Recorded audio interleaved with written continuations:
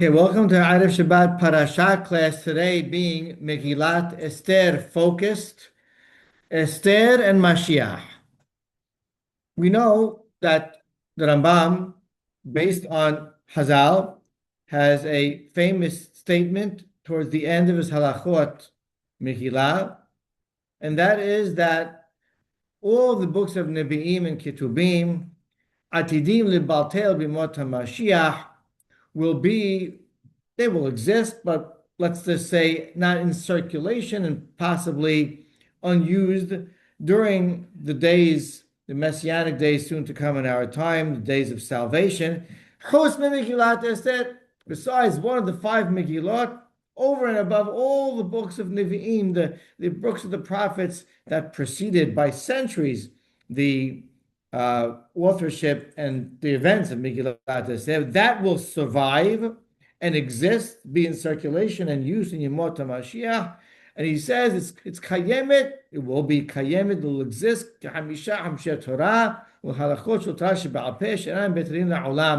like the divinely given Torah, written and oral, given on Mount Sinai. And he says that even though the days our difficult days will all have passed and we will no longer be mentioning, thinking about them and conscious of them, but Yemei Purim, the days of Purim, even though there's some difficulties in those times, lo yabatilu, the memory of them will never end. And it quotes a pasuk from the end of Megillat Esther to support this. Yemei Purim ha'ele lo ya'abru b'toch ha'Yehudim v'zichram lo yasuv mezar'am. The memory of these days will never cease to exist from the descendants of the Jewish people. Okay, so there's a lot of whys to that statement or that concept and idea. In the past, I've spoken about the fact that the story of Purim is very messianic-like. It's not just because we're saved from the descendant of Amalek. It's also because really all the events occur in a very dreamy-like way. The uncanny, so to speak, coincidental coming together of different small miniature events in order to create one giant tapestry of salvation. The seeds planted, sprouting at the very perfect and exact time needed, and the almost unrealistic victory against our enemies with over 75,000 smitten and not seemingly no casualties among the Jewish people, dreamlike, only something that dreams and imaginations are made out of, and something that we imagine a status that we picture and we feel when we think about Yemot HaMashiach. Bottle up the story of Megilat Esther and keep it like lightning in a bottle and open up the cap for Yemot HaMashiach, and that's what we are to experience, or at least a similar spirit. So that is one way of looking at why Megilat Esther is, so to speak, the surviving messianic book. But what I'd like to do in this short presentation is take another perspective as to why it's likened to or will survive and therefore is appropriate for Yemot HaMashiach. And it's a presentation that I like to call Looming Salvation.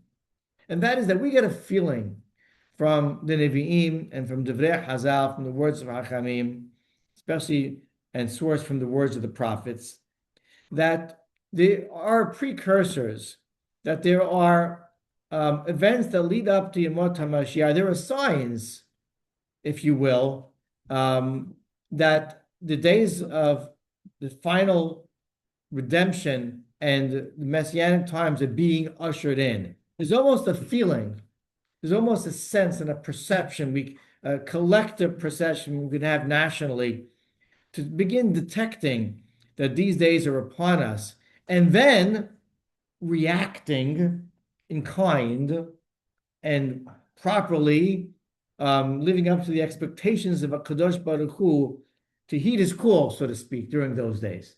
That's the feeling that we get. explicit, even you could say in the words of Hazal. And that is the feeling, that's the tone, it's the undertone, it's the spirit of the events embedded in this great, mysterious Megillah in the story of Purim. So I'll take this in four different steps, and really, mainly, it can be found in Perakim, Dalet, and He, chapters 4 and 5. Megilat is there to be able to bring this point out. Its reverberations are throughout the book, just to bring out this point. So, in the beginning of Perek Dalet, this is right after Haman was granted great authority and practically an open, an open book, laissez-faire, an unlimited ability to make certain decisions. And of course, with his hatred of the people, he presented in a misleading way to Ahasuerus his plans to destroy almost a futile, unwilling, uncooperative, non-productive, and really you can say combative people embedded in his kingdom. Who needs them? And be able to, rid the problem from amongst this kingdom. And his great plans were financed, and he was ready to roll. And the decree went out, signed by Ahasuerus. There would be a day, of course, of open and not prevented, unimpeded upon destruction and obliteration, Chas v'shalom, of the Jewish people by their enemies, and this being only shortly after the destruction of the Beit HaMikdash. You can bet your bottom dollar that there were many, if not a large percentage of the population that would look in their chops and just salivating, waiting for this day and their hatred of the Jewish people. So that's the backdrop of Perek Dalet. We pick it up, Pasuk Aleph. Umordechai yada et kol asher na'asa. Literally, Mordechai knew, he learned of everything that was done, the decree. Vayikra Mordechai bechadav. He ripped his clothing like a mourner would. Vayilbash sak va'efed, and he wore sackcloth with ashes on his head, like a mourner would do. Vayaseh betoch ha'ir. He went out into the public areas, and the populated public areas you can imagine of the city. And he screamed and cried a bitter, loud, wailing type of cry from a very prestigious person in public. You can imagine the scene. So it's an interesting terminology here, Mordechai Yada.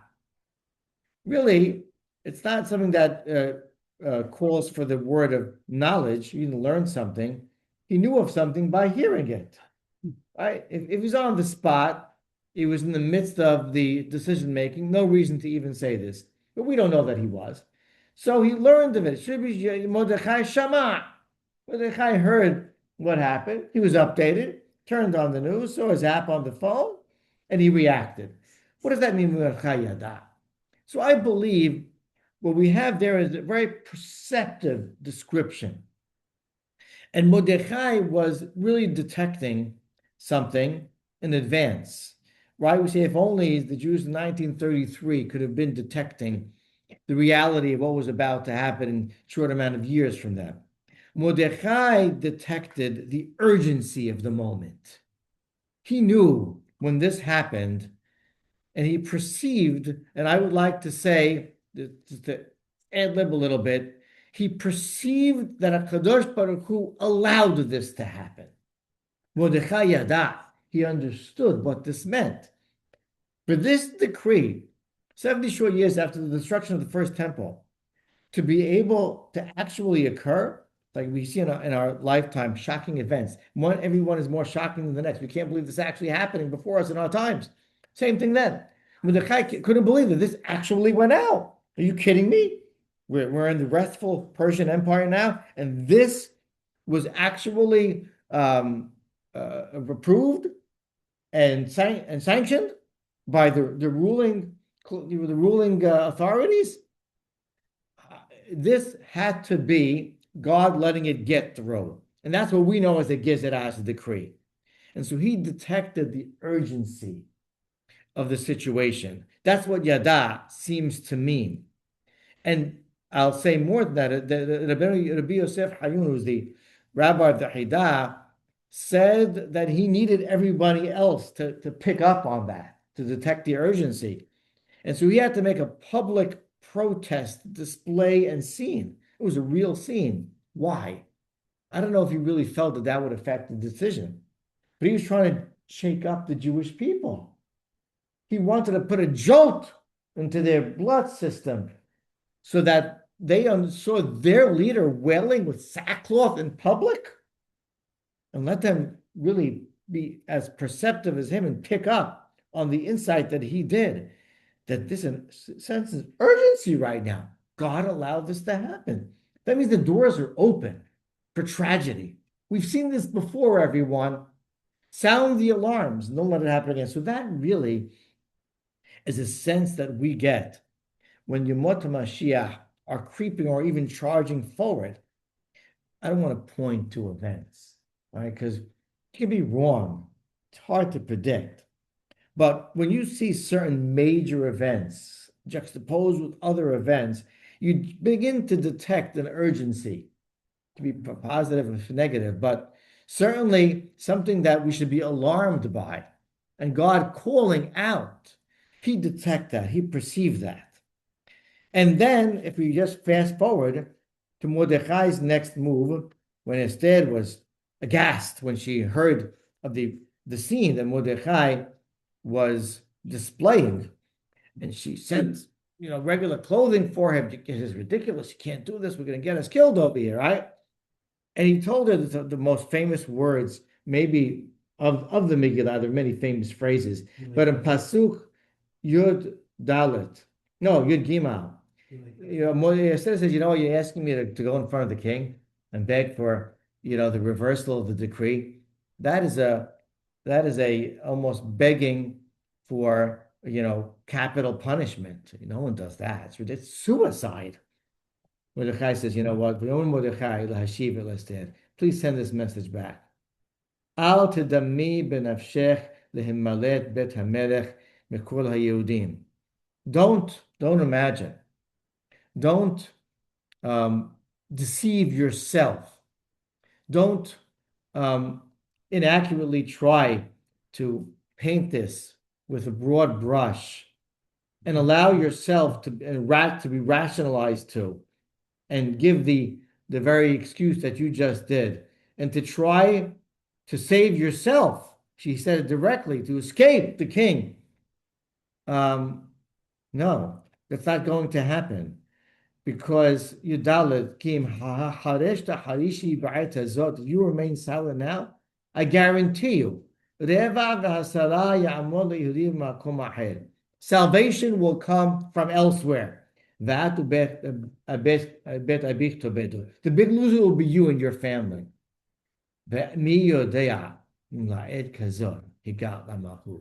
Who's to say, if it's not for this very moment, that you were in a miraculous, uncanny way anointed and became queen? It's almost like he's saying, I guarantee you it's for this reason. What Mordechai did over here, after the sense of urgency was detected, is that he seized the moment. He knew that he had to take advantage of a tool and seize that moment and activate it. And the Malbim explains what's this, almost like confidence, air of confidence in the wording, terminology of Mordechai.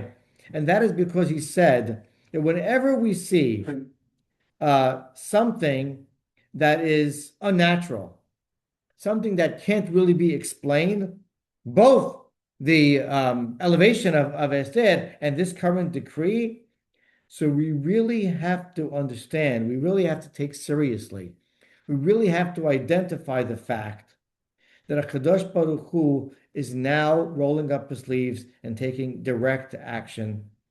And you, Esther, have to know that what your position right now is inexplicable.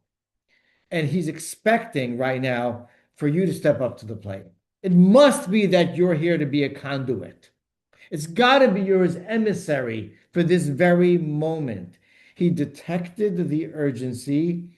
He, he was able to perceive what was really happening behind the scenes.